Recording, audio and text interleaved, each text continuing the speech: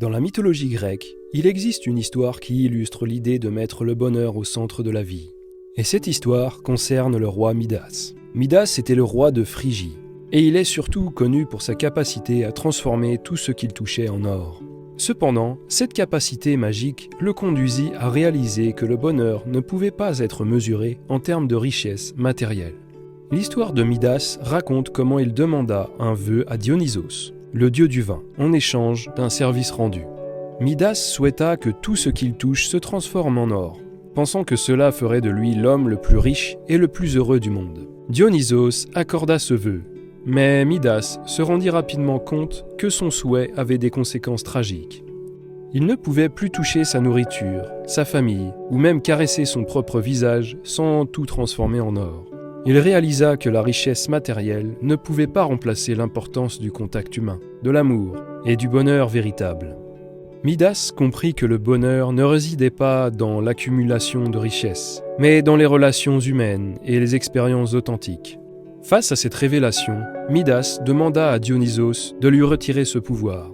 Le dieu des vins accepta de lever le sortilège, et Midas apprit que le bonheur était bien plus précieux que toute la richesse matérielle. L'histoire du roi Midas dans la mythologie grecque est une leçon intemporelle sur la recherche du bonheur et de l'épanouissement. Midas, obsédé par la richesse matérielle, croyait que l'or apporterait le bonheur.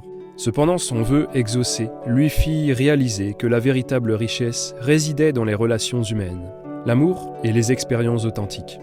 Dans notre vie moderne, cette leçon reste d'une importance capitale. À l'ère de la technologie et de la quête perpétuelle de la réussite matérielle, il est facile de se laisser emporter par l'idée que l'accumulation des biens et de richesses est le chemin vers le bonheur. Les pressions de la société, les médias sociaux et les attentes sociales peuvent souvent nous pousser à suivre un modèle de réussite basé sur des critères extérieurs.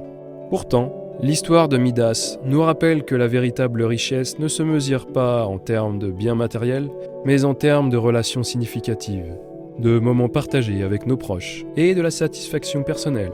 Mettre le bonheur au centre de notre vie signifie trouver un équilibre entre nos aspirations professionnelles, financières et personnelles, et nos besoins émotionnels. En cherchant à vivre une vie centrée sur le bonheur, nous sommes amenés à prendre du recul, à réfléchir à ce qui est vraiment important pour nous, et à cultiver des liens authentiques avec les autres. Cela peut signifier consacrer du temps à des activités qui nous passionnent, pratiquer la gratitude, aider les autres, ou simplement passer du temps de qualité avec nos amis et notre famille.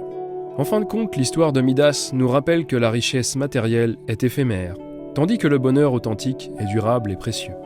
En mettant le bonheur au centre de notre vie, nous pouvons atteindre un épanouissement bien plus profond et durable que toute richesse matérielle ne pourrait jamais offrir.